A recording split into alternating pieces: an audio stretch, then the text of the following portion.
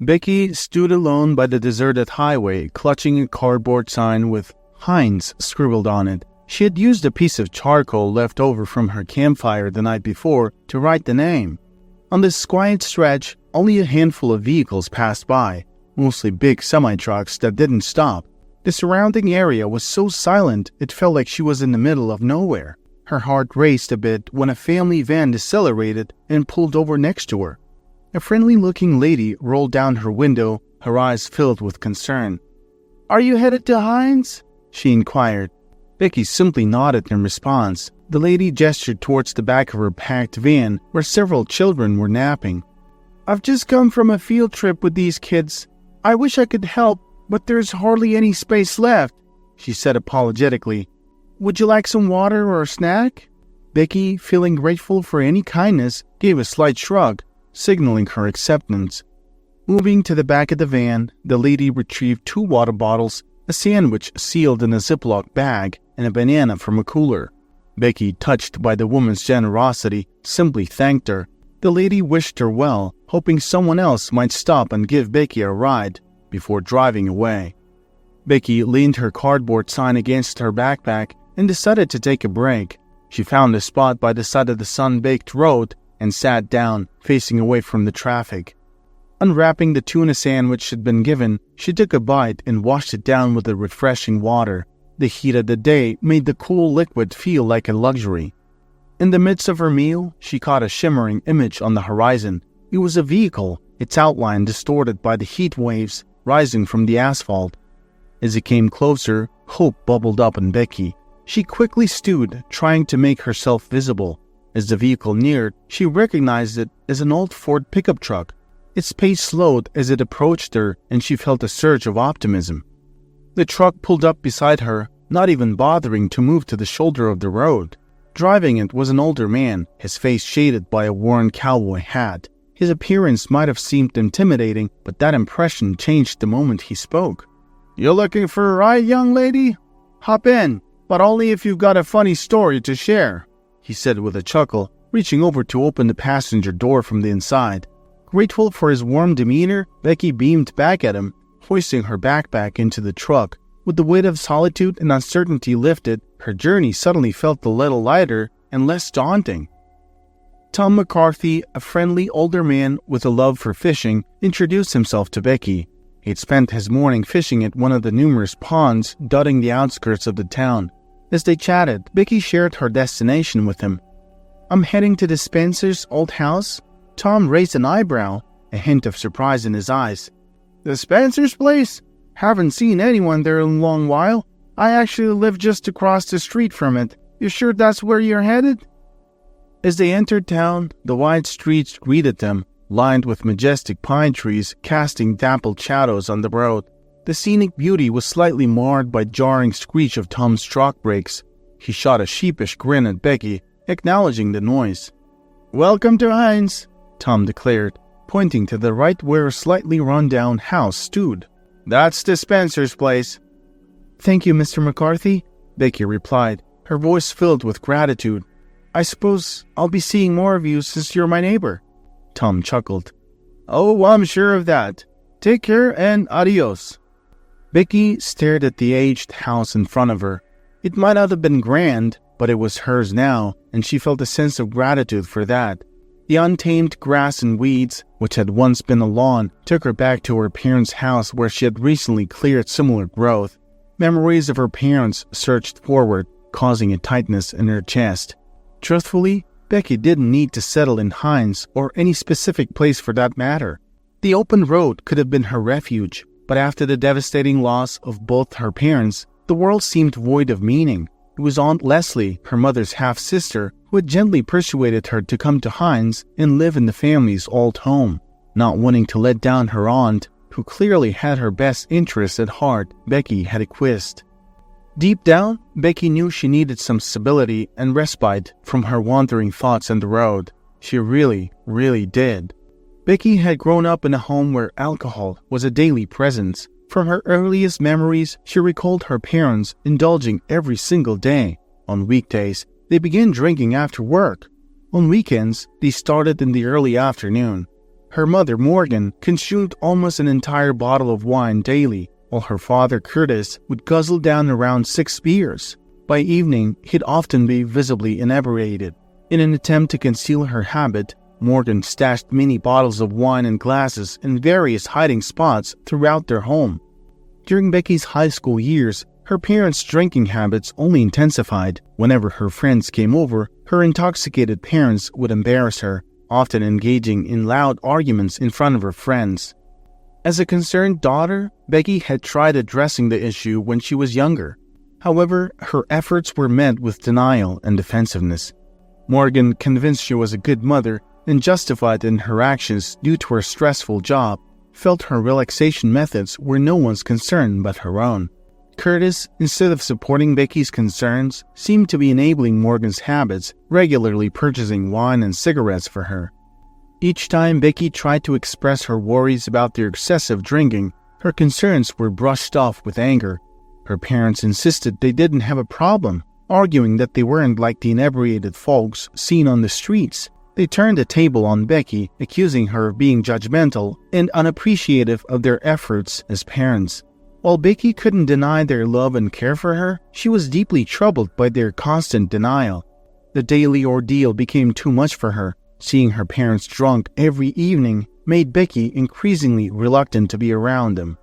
Throughout Becky's teenage years, the tumultuous relationship between her parents often resulted in loud arguments. By the time she reached her sophomore year of high school, things had escalated to the point where her parents briefly separated.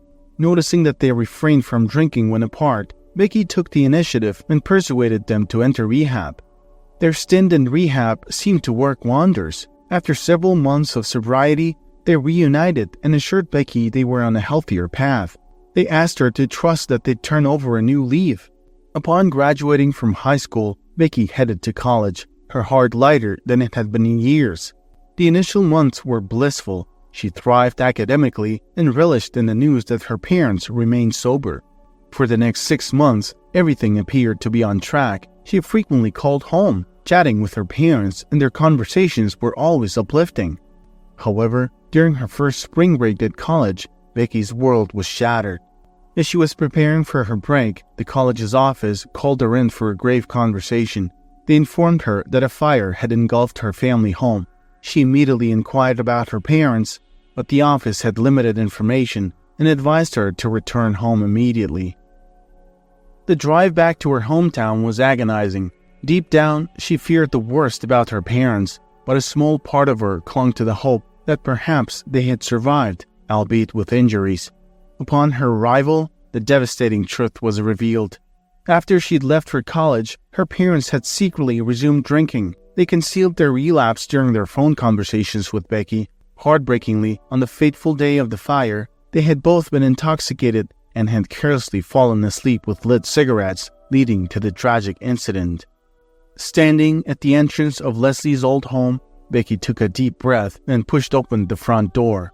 She was immediately greeted by a wave of dust, prompting a sneeze. Though the house showed clear signs of long neglect, she was grateful to find some old furniture still intact. Placing her backpack on a chair, she took a moment to center herself, inhaling deeply and exhaling slowly. Opening her eyes with determination, she rolled up her sleeves, preparing herself for the massive cleanup ahead. But just as she was starting to make some progress, an unexpected knock at the door jolted her. "Who is it?" Becky called out, her voice tinged with caution. Opening the door, she was met by a kind-faced woman in her mid-40s, her eyes bright with curiosity. "I couldn't help but notice someone moving around in here," the woman said with a warm smile. "I never thought I'd see someone in this old place again." Feeling slightly defensive, Becky explained, "It's my Aunt Leslie's house. She sent me here." The woman's face softened in sympathy. "Oh dear, this place has seen better days. I'm Maggie, by the way. Margaret, technically, but everyone just calls me Maggie." Stepping in to glance around, Maggie shook her head at the disarray. "You're planning to stay here? It's quite the fixer-upper." Becky, feeling a mix of embarrassment and determination, responded, "It's what I've got. I'll do my best to make it work." Maggie, with a gleam in her eyes, said, "How about some help? My family and I can pitch in. It'll be faster and more fun with more hands." Surprised by the generous offer, Becky began to decline, mentioning her limited finances, but before she could finish, Maggie cut her off with a reassuring smile. Becky blinked in surprise as Maggie held up a hand, interrupting her. "Hold on there. Understand this. Our town is like one tight-knit family. Forget about money. Here, when someone wants to help, they just do. If they mean business, they'll let you know straight up. Clear?" Becky nodded, a bit overwhelmed by the genuine kindness. "Got it. And thank you. I'm Becky." Maggie beamed. "Lovely name, Becky. Just give me a moment. I'll be right back." Before Becky could even catch her breath, the door burst open again. Maggie returned, flanked by a tall man and a young girl. "This is my husband, Tom. He's great with tools and will help around. And this ray of sunshine is Anna, our daughter. And Tom, Anna, this is Becky." Becky chuckled, recalling her ride into town. "Actually, Mr. McCarthy already gave me a lift here." Maggie looked between them, feigning indignation. "Why didn't you tell me?" Tom winked at Becky. "If I had, it would have stolen the surprise of your new friend announcement." Everyone burst into laughter, the atmosphere light and familial. The dynamic between Maggie and Tom was heartwarming. Their affection for each other was palpable. As the day waned, the newly formed team had made significant progress. The house, though still needing work, was on its way to becoming a home. As they sat down to a meal Anna had prepared, Maggie remarked, looking around appreciatively, "We've got more to do, but it already feels warmer, more like a home." Becky smiled warmly, her eyes reflecting the gratitude she felt. The transformation of the house was incredible, with Anna's delicate doilies and towels adding a touch of homeliness. The space had turned welcoming. As they all settled around the dinner table, Maggie regaled Becky with stories of the town and its vibrant community. She mentioned the plentiful berries and mushrooms they could forage in the nearby woods, painting a picture of a town abundant in nature's gifts. Tom, mostly a man of few words, occasionally interjected with a hum of agreement or added a tidbit to the tale. At one point, Maggie said playfully, "You just wait, Becky. Soon enough, we'll find you a job, and who knows, maybe even a husband." Becky laughed heartily, responding, "Why would I need a husband? I'm perfectly content on my own." Maggie's eyes twinkled with mischief. "Well, most people eventually find someone they want to share life with, start a family, and grow old together." Brushing away the thought, Becky replied, "In my experience, relationships aren't always like that. Sometimes people forget about the ones they love." Maggie leaned in, her expression softening. "Becky, I don't know the full extent of your past, but this town has a way of showing people the brighter side of life and relationships. Just give it some time." In the ensuing days, Becky began to integrate into the community. She quickly realized that she could relax around these straightforward folks. Their directness, though occasionally a tad too frank, meant she never had to second-guess their intentions. Before she knew it, Becky found a role working at the local kindergarten as a nanny. The pay wasn't lavish, but it was enough, and with the genuine kindness she often received, like meals from neighbors or hand-me-downs, she found herself saving more than she spent. The townspeople were genuinely kind-hearted. Just the previous day, as Becky was heading home from work, old Mr. Olson waved her over with a warm smile. "Finished with work for the day, Becky?" he inquired. "Yes, Mr. Olson," she replied, wondering what he wanted. "Why not drop by our house for a moment? We have a little something for you," he offered. Though a bit tired, Becky decided to see what Mr. Olson had in mind. As she approached the entrance of their home, Mrs. Olson was already there, greeting her with a bright smile. By her side were 2 large buckets overflowing with fresh vegetables. "Our garden's been generous this year," Mrs. Olson exclaimed. "Just look at these tomatoes and cucumbers. If you can't finish them all, you can jar them up. There's nothing like the taste of homemade pickles during the chilly months, you know." Staring at the bountiful produce, Becky was momentarily overwhelmed, unsure if she could handle so much. Sensing her hesitation, Mrs. Olson reassured her. "No need to fret, dear. Wayne," she gestured to her grandson, "will help carry them to your place." In her short time in town, Becky had experienced and learned so much. Maggie and Anna had taught her how to nurture her garden, which, with the aid of Tom's tractor, had been cultivated and was now thriving. Becky had mastered the basics of gardening, from watering to weeding, and was proudly harvesting her own crops. She even got used to Maggie's enthusiastic rooster, which seemed to take particular joy in heralding the dawn right beneath her window.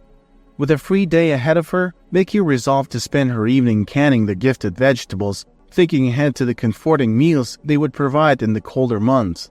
In the sea of familiar faces and houses in her neighborhood, one stood out as an enigma. Right beside her own home was the residence of an old lady she had yet to formally meet, Mrs. Thompson. Becky had occasionally spotted her moving about her property. Once their eyes had met, and Becky remembered the penetrating gaze Mrs. Thompson had given her. She had a feeling their paths would cross sooner rather than later. Becky cherished routine. Her daily walks to and from work followed the same path, a predictable rhythm that she found comforting. However, one evening, as the sun cast a warm golden glow over the town, a slight deviation from her regular route led to an unforeseen encounter. Near Mr. Jones' convenience store, by a green garbage can, was a frail, mud-covered dog. It looked famished, its bony frame evident through its mottled fur as it desperately tried to find morsels in a discarded pizza box.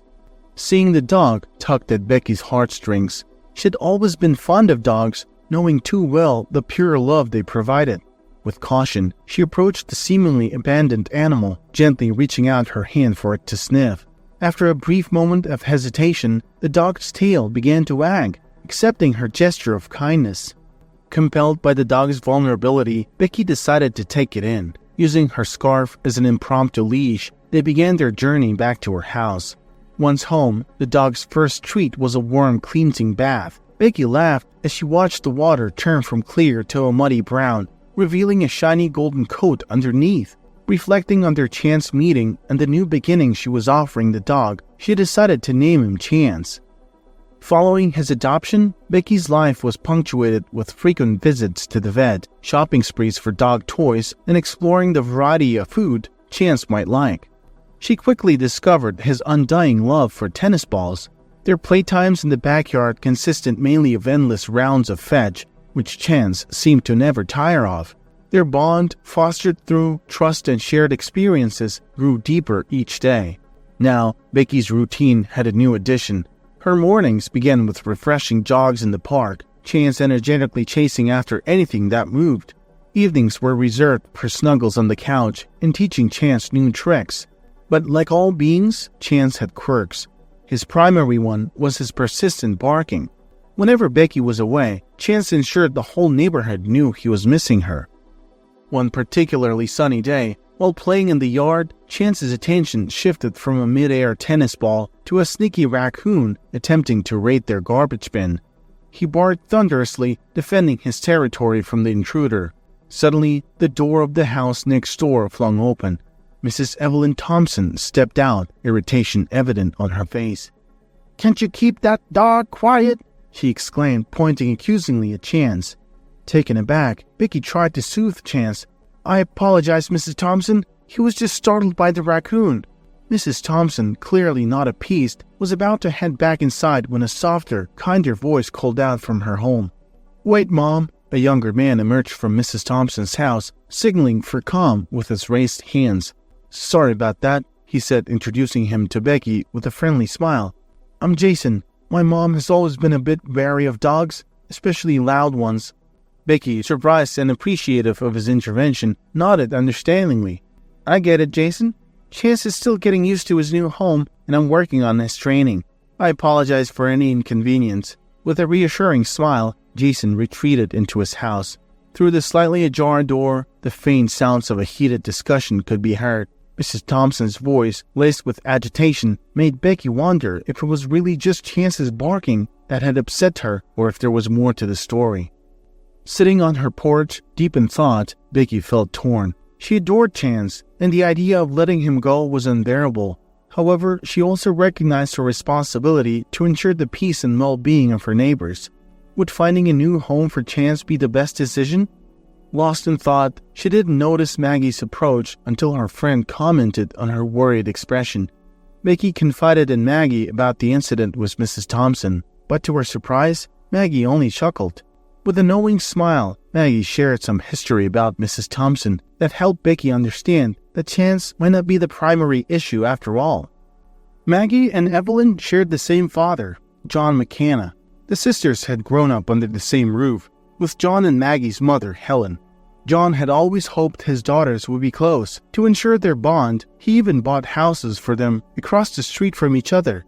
But tragedy struck when John passed away at 65. The animosity between his first wife, Mary, and his second, Helen, was palpable. This bitterness seeped into the relationship between the sisters.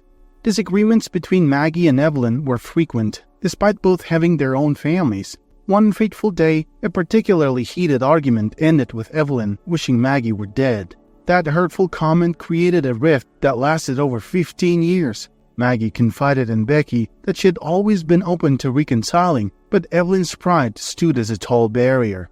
Becky surmised that perhaps Evelyn's anger toward Chance was more about Maggie. Seeing Maggie's family extend warmth to Becky might have made Evelyn envious.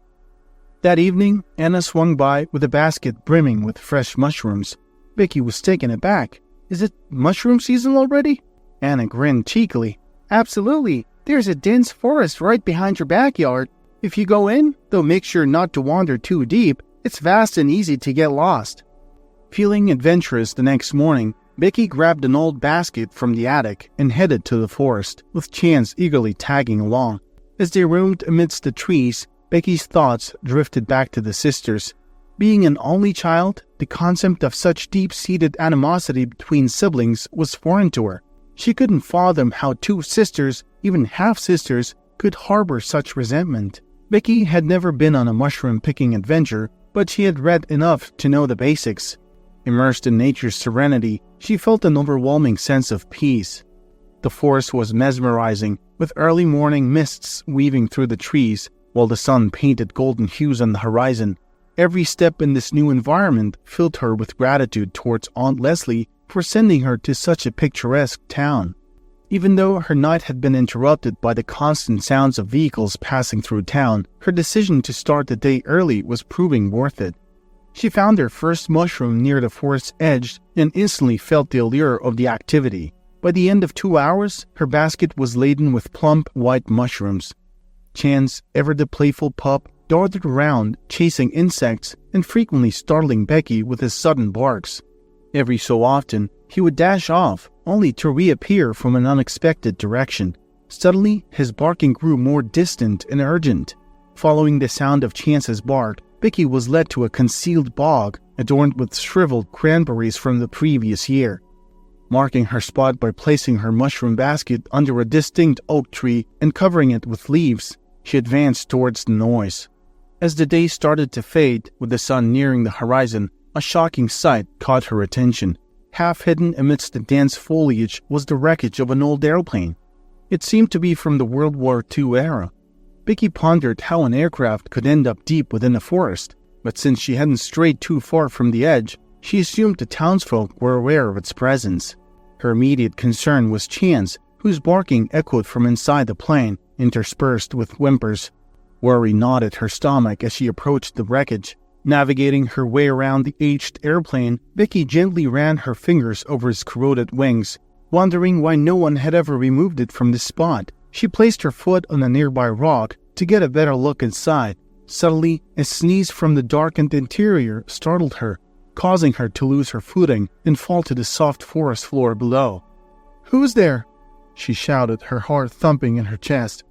The only response was Chance's persistent whining and a thick silence. Despite the unnerving silence, the sneeze had sounded more like that of a child or a small animal. Gathering her courage, Becky picked herself up and clambered back onto the stone to peer into the plane. She inhaled sharply at what she saw next. A young girl with puffy, red eyes, probably no older than 6, sat inside, looking scared and disheveled. "Hey there," Becky cooed gently, reaching in to help the child out. "Who are you? And how did you end up in there?" The little girl sniffed, her voice shaky from fear and cold. "I was curious about the airplane. I wanted to see inside, but then I got stuck." Tears welled in Becky's eyes, thinking of the girl's plight. "Did you spend the entire night in here?" she asked gently. The girl nodded, her lower lip quivering. I tried to leave, but I couldn't. I was so scared when it got dark." Becky hugged the girl close, trying to comfort her. "Let's get you home," she murmured. "We'll get you some food and find your parents." The girl looked up, her eyes filled with a mix of hope and fear. "Can you please tell my dad I didn't mean to get lost?" Becky smiled reassuringly. "Of course. But remember, it's always important to let someone know where you're going, okay?" She internally decided that the child parents needed a stern reminder about keeping an eye on their kids. Being a parent meant ensuring the safety and well-being of your child, not just providing for them. Holding Kelsey's hand, Becky briskly made her way back to town. The girl seemed eager to talk, perhaps to shake off her fright. Kelsey explained that she lived in the city with her dad. After seeing pictures of the lake and its graceful swans, she had begged her dad to take her there and then to the nearby forest to listen for cuckoos. But he'd been too engrossed in his work and asked her to wait. Unable to contain her excitement, Kelsey had ventured out on her own. As Kelsey narrated her little adventure, they reached Becky's house. The exhausting day took its toll, and after only a few spoonfuls of soup, Kelsey succumbed to sleep on the cozy couch. Becky draped a warm blanket over the child, taking a moment to think about the best course of action. She quickly realized that Kelsey's disappearance must have alarmed her father and probably the whole town. With Kelsey safe for the moment, Becky decided to turn to Maggie, who always seemed to be in the know. Upon hearing about Kelsey, Maggie's eyes widened in shock. "The poor child, the whole town's in an uproar looking for her. Her father's frantic." Taking quick action, Maggie picked up her phone. "I'll notify the police. They've been searching for her." Within minutes, police cars pulled up outside Becky's house, their lights flashing. Becky, worried about waking Kelsey and adding to her distress, rushed out, urging them to approach quietly. Gently explaining the situation, she recounted how she found Kelsey in the abandoned plane. The officers took down her statement, noting every detail. As the story unfolded, one officer got on the radio to call Kelsey's father. Within moments, a pickup truck screeched to a halt in front of Becky's house. Evelyn, the neighbor Becky had yet to really get to know, emerged from the passenger side. Her face, usually stern, now appeared contorted with worry. Rushing towards Becky, Evelyn demanded, "Where is she? Is Kelvy here?" Becky, trying to keep calm, responded, "She's inside, safe. She had something to eat and then fell asleep." But Evelyn's anxiety quickly shifted to suspicion as she pointed an accusing finger at Becky. "What did you do to my granddaughter? Why was she with you?" Becky's mouth hung open in surprise. She hadn't anticipated this reaction. Just then, Jason, who had followed Evelyn from the truck, attempted to calm his mother. "Mom, let's get the full story first." Before Becky could muster a response, one of the police officers interjected. "Ma'am, Becky here found Kelsey lost in the forest and took care of her. She is the reason she's safe now." Becky added, "Actually, it was Chance who led me to her." "Chance?" Evelyn's brows furrowed in confusion. At the mention of his name, the golden dog trotted up, wagging his tail happily and nuzzling Evelyn's hand. The realization dawned on Evelyn that the very dog she had been annoyed with had played a key role in her granddaughter's rescue. "I'm sorry for snapping at you earlier," Evelyn whispered, her voice choking with emotion. "Thank you for taking care of Kelsey." "It's all right, Mrs. Thompson," Becky said, trying to lighten the mood. "All's well that ends well." Together, they entered the house. As they approached the couch where Kelsey was resting, the little girl's eyes slowly opened. Seeing her family, her face lit up and she was soon wrapped in her father's loving embrace. Between sobs, she whispered, "Daddy, I'm so sorry. I will never wander off again." As he tenderly brushed her hair behind her ear, he said, "I should be the one apologizing. Let's go see the swans and listen to the songs of the cuckoo." Kelsey looked up. "Can we take Chance and Becky along?" Jason's eyes met Becky's, making her blush. "Of course, if they'd like to come, they're more than welcome." Jason had lived apart from his mother, Evelyn, for some time. Maggie mentioned he once loved a woman who already had a baby when they met. However, by the time the child was 2, she had left, leaving Jason to bring up Kelsey on his own. Though reserved, Jason was a talented software engineer specializing in video games. His job gave him the freedom to work from anywhere, so he often traveled. A week later, as promised, they all headed to the lake. Kelsey and Chance joyfully led the way, racing each other. Through Kelsey's eyes, Jason was a hero, raising a child that wasn't biologically his. When Becky mentioned hearing about his past, he earnestly said, "I love her deeply. It doesn't matter to me whose daughter she is." As they strolled towards the lake, Becky, not very tech-savvy, listened intently to Jason's stories. But Kelsey interrupted with a playful reprimand. "Dad, Becky doesn't play video games? I already asked her." Jason laughed lightly. "I apologize, Becky. I guess I'm out of practice when it comes to making conversation. It's been some time." Becky's initial apprehension faded, and they enthusiastically discussed topics like the length of a swan's neck, the best time to watch a sunset, and if aliens could feel love. Once they reached Becky's home, where Jason had parked earlier, their goodbyes were prolonged. Kelsey tightly embraced Becky, reluctant to let go, and it was evident Jason was in no hurry to leave. When their car finally pulled away, Becky stepped back inside her house, feeling a newfound warmth in her heart. "You see, this town has everything," Maggie said, smirking. Becky turned, catching sight of Maggie's teasing grin. "Oh, Maggie, stop it. Jason and I are just friends. Thanks to Kelsey. Don't jump to conclusions." Chuckling, Becky expressed her gratitude to Maggie. As she did, a plan started to form in her mind. The following day, she enlisted Maggie's help to prepare a special dinner.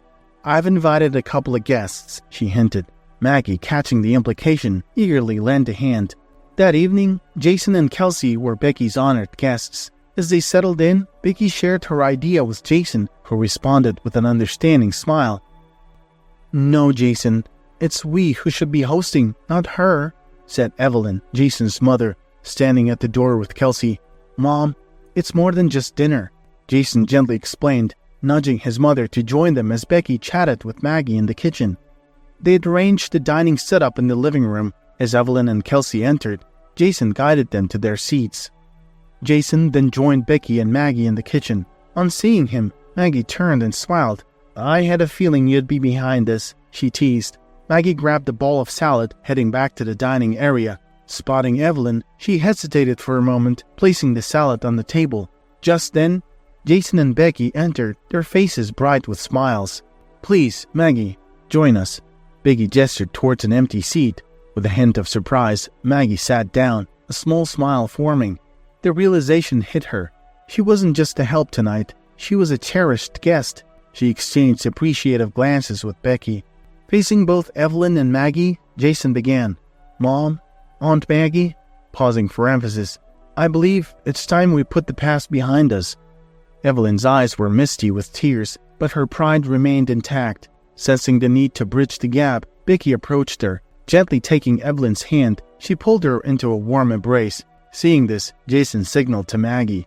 With hesitant steps, Maggie approached, and after a long 15 years, the two sisters finally reunited in a heartfelt hug. Jason and Becky began spending more time together, with their bond growing stronger every day. Maggie and Evelyn, on the other hand, took their time to heal the rift between them. Their afternoons were spent reminiscing about old times and sharing stories.